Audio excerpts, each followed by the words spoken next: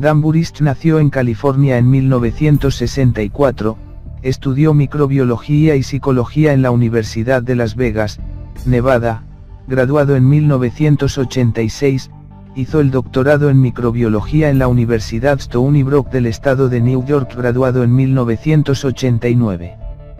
Él cuenta que era un niño normal, le gustaba jugar básquetbol, pero desde muy pequeño mostró interés en instrumentos ópticos y recibió su primer microscopio a la edad de 5 años, lo que años después lo llevaría a ser el miembro más joven de la Sociedad de Microscopios de Los Ángeles. En 1986 miembros del llamado gobierno secreto lo visitaron en la Universidad de Las Vegas, 2 de ellos vestidos de militar le ofrecieron un trabajo en un programa top secret donde sus talentos podían ser utilizados al máximo. Hubo varios contactos pero al final de 1986 cesaron. En 1987 empezó a trabajar en una oficina del gobierno estatal de Nevada relacionada con la libertad condicional de presos. En 1989 le empezaron a mandar muestras de tejidos, él llevaba las muestras a otro lugar donde las examinaba, hacía un reporte y las devolvía al lugar de origen.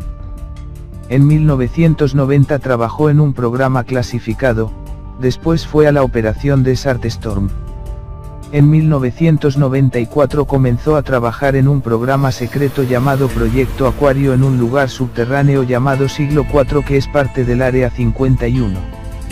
En este lugar, él supo que los militares estaban en posesión de naves y seres que no eran de este planeta.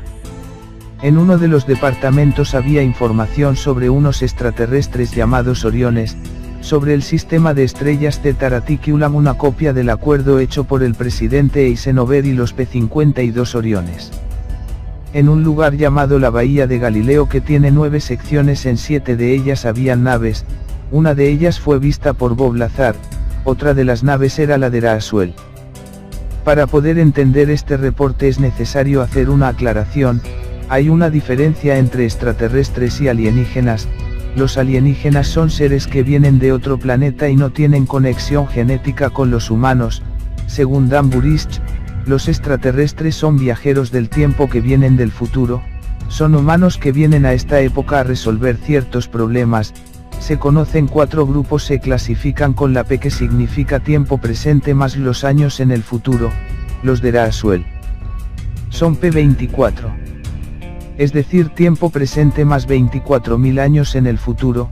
Los otros se conocen como J-Rod P45, J-Rod P52 y Arians P52. Aquí es donde la cosa se pone buena. Según el Dr. Burist, en 1953 cayó una nave en Kingman, Arizona. En ella viajaban 3 seres, 2 P45 y 1 P52. Uno de los P45 falleció, los otros 2 sobrevivieron. El P-45 lo llevaron al Laboratorio Nacional de Los Álamos, donde trabajó con el señor Bill House en la construcción de un simulador de vuelo, para que los pilotos americanos pudieran volar las naves hechas en USA, que era una réplica de las naves extraterrestres, puesto que estas eran muy pequeñas para los pilotos americanos. Al P-52 lo llevaron al S-4, donde fue puesto en contacto con especialistas en lenguas para buscar un medio de comunicación. Le mostraron el alfabeto y ciertos símbolos. El ser seleccionó la J porque es la 10ª letra del alfabeto y seleccionó el símbolo, que es una barra que en inglés se llama Rod. Para los seres esa barra significa 5, así que el nombre J-Rod significa 15.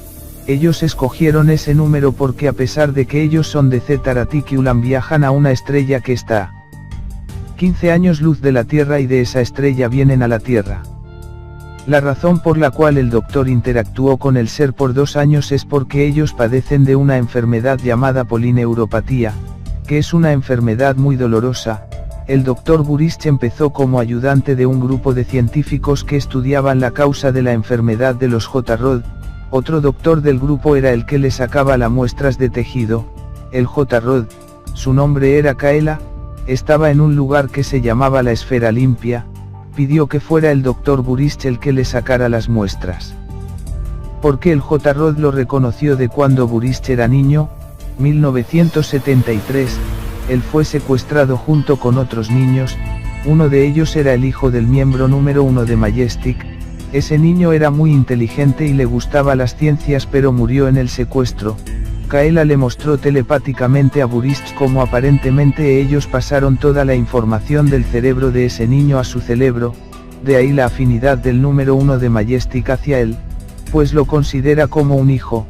Es difícil de comprender que Burist nació en 1964, lo secuestraron en 1973 y uno de los seres que estuvo en el secuestro fue capturado por los militares americanos en 1953, pero ellos viajan en el tiempo y vienen a la Tierra en distintas épocas.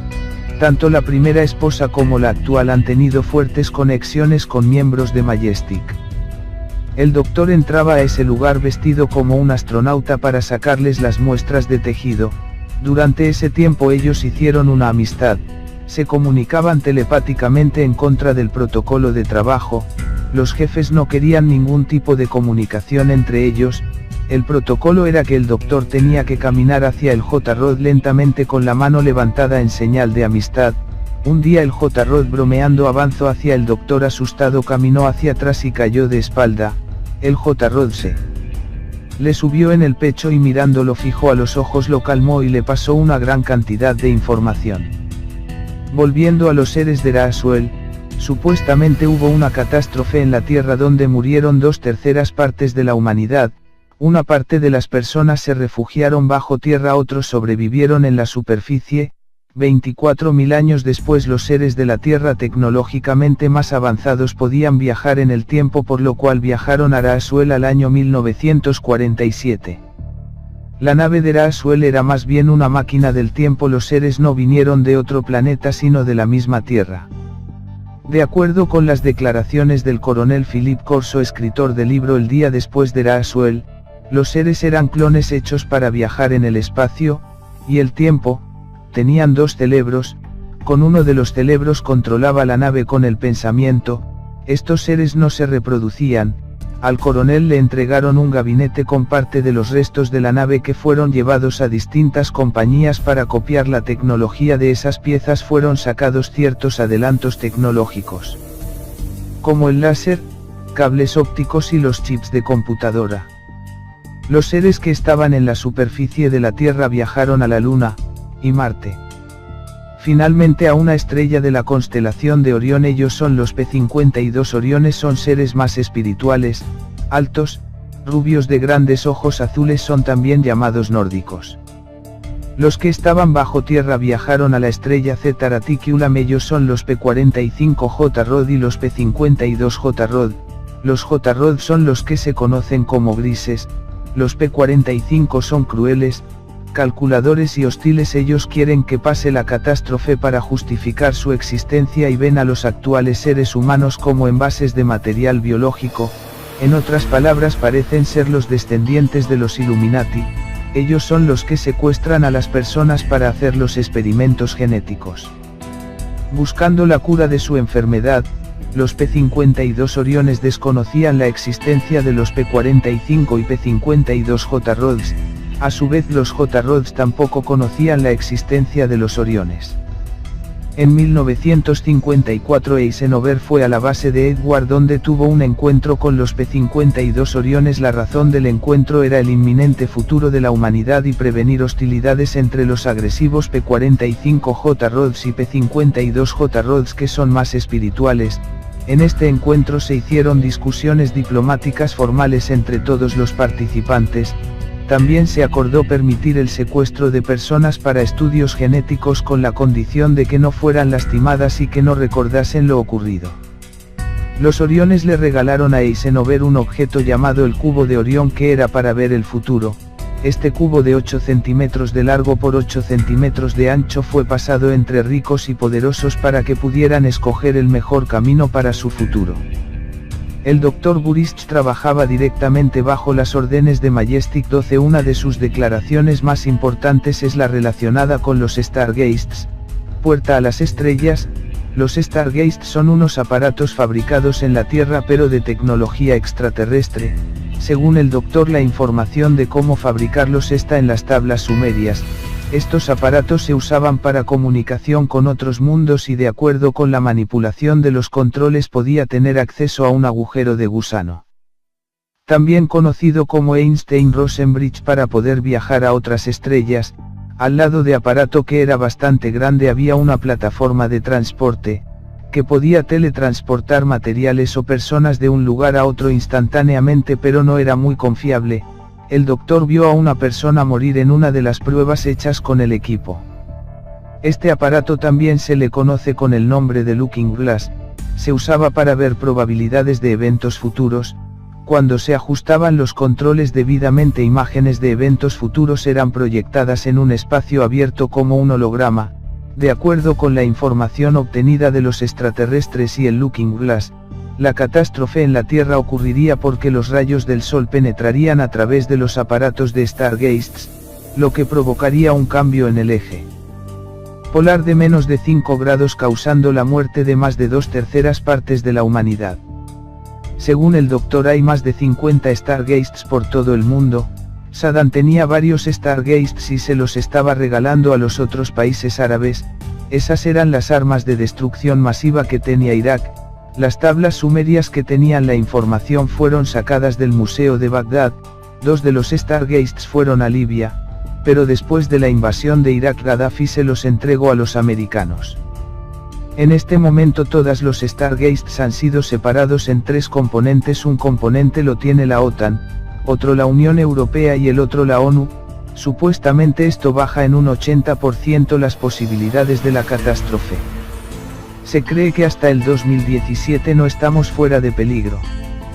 Según la información nosotros estábamos en lo que ellos llaman Timeline 1, al introducirse toda esa tecnología que no se supone que tuviéramos pasamos a Timeline 2, que es donde ocurre la catástrofe. El ejemplo que dan es, si uno viaja en un tren y hay un problema en las líneas, el tren lo desvían a una línea paralela, pero más adelante, si en esa línea hay un problema mayor, el tren debe volver a la línea original, por donde iba. Otro dato interesante es que los P-45J Rod empezaron a esparcirse a los países del este de Europa. Majestic se dio cuenta que si no envolvían a la Unión Soviética iban a perder el control. Majestic decidió internacionalizar el estudio y el control de los extraterrestres. Entonces en 1963 se creó la comitiva, un grupo de 33 personas de varios países que estaría por encima de Majestic. Esto ocurrió durante la presidencia de Kennedy. Indira Gandhi participó en las negociaciones. Hasta el 2002, la comitiva permaneció en control del creciente problema de los extraterrestres. En 2002, el antiguo Majestic hizo una coalición para informar a todo el mundo de los extraterrestres y los viajes en el tiempo.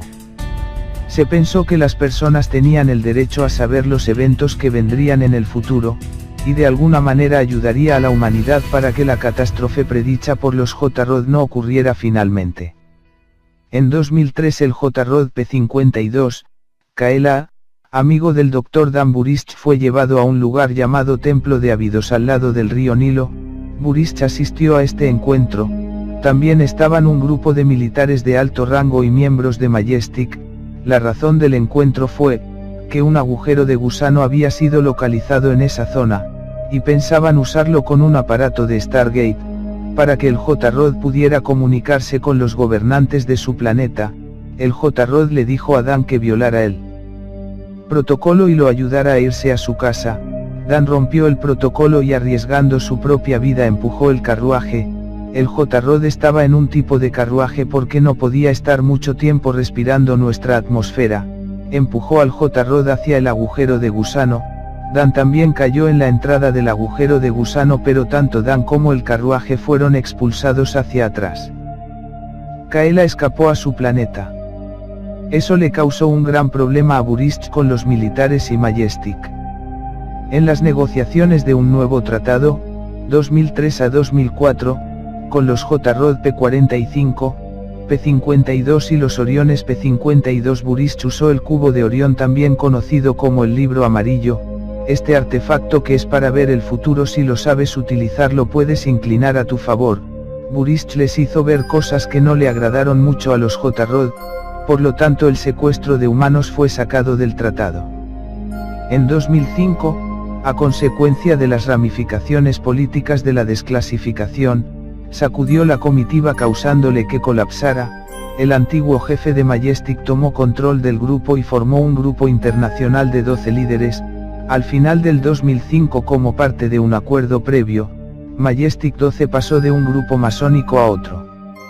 En 1998 la doctora Marcia McDowell, usando el seudónimo de B.J. Wolf, escribió un libro llamado Eagles Disabei basado en la ciudad inca en Marte.